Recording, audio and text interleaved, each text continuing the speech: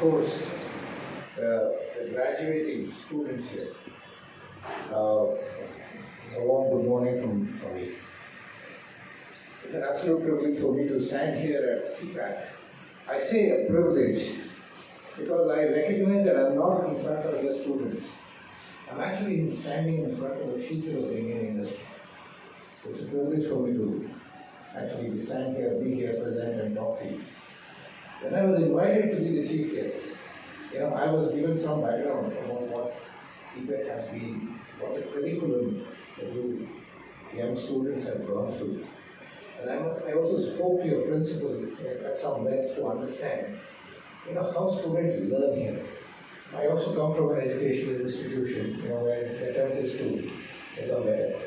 Faculty, researchers, students, everyone. And I was told that your program, is not just theory. It's a combination of theory and practice. A sandwich course, and I was intrigued by that word. Right? You undergo two stints of industrial training and exposure, which I think very few colleges formally do in India, even engineering students. So I realize that you're not just freshers. You probably have grease under your fingernails. You probably scarred with shoulder marks from practice that you must have done on the shop floor. Most graduating students have only ink on the fingernails. You have much more. And I think that's a great great way of learning and becoming practical and relevant to the world. Right? You're also graduating from an institution that's backed by the TVS brand. I don't know whether you appreciate enough what that means to the external world. For higher studies of anything for that matter, and you have the CPAT TVS brand behind you. Your calling card is already talking about it. It talks about the discipline, the ethics, the clarity of thinking that your education system has given you. And I think you should be proud of that. Today is a day for you to celebrate. Right? There's been a lot of hard work for I don't know how many years, 3, 4, 5 years. Right? But as you go through this day of celebration, I would also suggest that pause and reflect a while to see if there's something else that we can refresh our thinking to as we face the world.